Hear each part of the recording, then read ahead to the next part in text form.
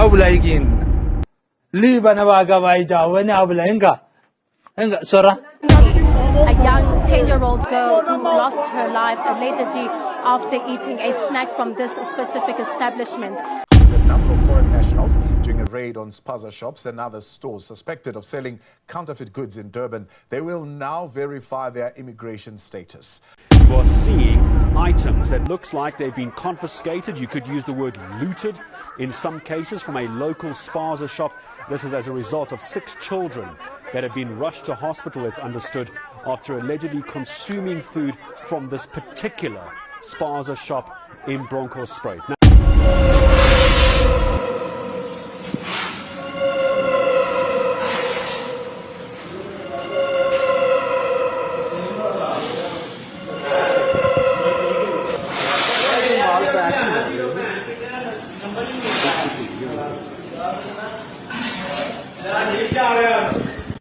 What these shops in South Africa have been caught doing is crazy. Several Spaza shops in South Africa have been caught selling fake food and recycled condoms. They are reportedly supplied by a production center near Krugersdorp, which is owned by Bangladeshi nationals. This includes fake Koo beans, fake Coca-Cola, fake lemon twist, and even condoms that have been recycled from used ones. Tragically, 2 toddlers recently passed away after eating fake chips and sweets from one of these Spaza shops. Communities are blaming the government, who they say are failing to supply inspectors to monitor Spaza shops. However, some communities are making a stand by trying to get the shops which are committing wrongdoing closed down. This Spaza shop owner was reportedly forced to eat his own expired chips after getting caught. For now that the officials have officially closed down one of these Spaza shops, we're now at a second location, and it's even worse than the first. When you speak about the issue of contamination as well as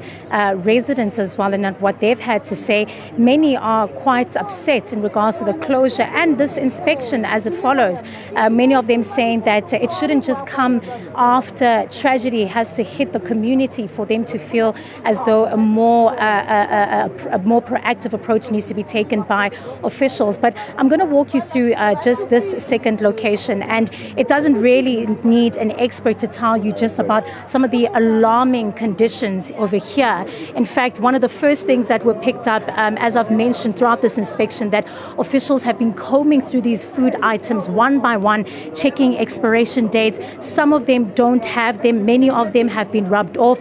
They've also been complaining about issues of packaging, saying that some of these products are not in their original packaging. Some of them don't even have barcodes, which makes it very difficult to trace this food item. Among some of the other issues that were picked up just from this Spaza shop alone, apart from its dilapidating roof, which has holes in it and gaping gaps as well, where food items are sitting directly, you can only imagine the kind of things that would be able to have access into the Spaza shop directly to food items and sources. It's also the issue of the discoloration of some food items. As I've mentioned earlier, some of these food products not having barcodes or even expiry dates at all. There was also quite an alarming shelf where there were actual cleaning supplies, chemical supplies sitting directly next to food items, being sauces, tomato sauces, mayonnaise as well. Another big one has also been the damaging of tin items, pilchards, beans in these tin items that have been damaged entirely. And this is essentially the process we're seeing. This is in fact the Spaza shop owner. We're going to try speak to him. Sir, I mean, what is happening right now? We've seen the inspection, the guys, what are they telling you to do with these food products now? What are they telling you to do with these items? What are you doing with these items? I want to cancel this. They want to? Cancel. And where are you taking it? To return this. Yeah. And what are they saying? Are they going to tell you to close down your Spaza shop? I don't know, one open now. Yeah, and this has been the reaction from many of these Spaza shop owners. As you understand, this is a sting operation. Many of them caught off guard and having to be told by officials the direct issues and the direct, one could say, significant health risk and hazards that they are posing to the community. It really, Iman, would not need a health expert when we walked into this specific Spaza shop to see that this is a clear violation of even not just health and safety, but also just the conditions in which some of these food items are placed. We need to be exact. So today we can confirm that we are at 23, which is a set thing. That we've got 23 deaths that we can account for. And we are linking them with all the dockets that the law enforcement agencies are going to open so that the statistics are reliable. Not to sound racist, but if these 23 kids were white, this matter would have been solved already. The government would have sent officials from SAPS to Home Affairs to health inspectors to every corner of the communities. It would have been an open and shut case. So our first task was to understand the problem.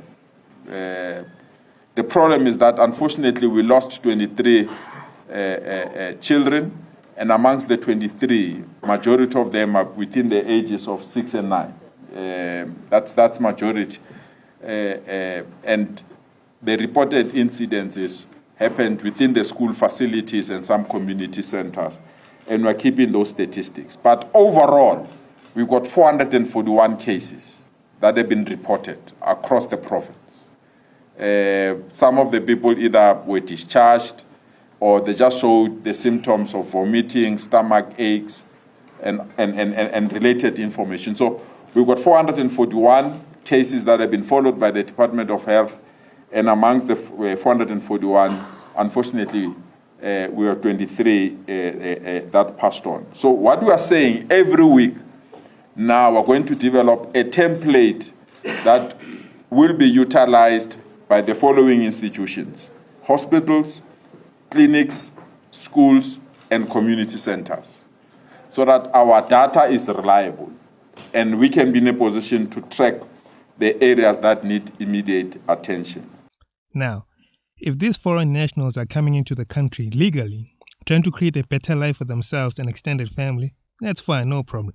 But if it's one of those coming in illegally with intentions of opening up factories, mass producing contaminated food products that don't have a barcode or expiry date, and then like a snake slithering the way into these poor black neighborhoods, setting up shops to exploit them, knowing full well that some of them are unemployed, uneducated, and selling these items cheaply, enriching themselves without thinking of the consequences of what will happen if kids start dying from consuming these foods, then there will be hell to pay. If they start using excuses such as they didn't know that they were contaminated and the reason they're being targeted is because of xenophobia, that's nonsense, because xenophobia will begin once the next child dies from 23 to 24.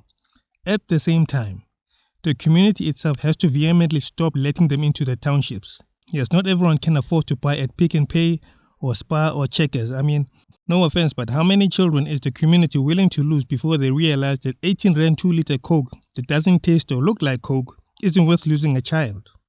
Anyway, guys, thank you for watching and listening, and see you.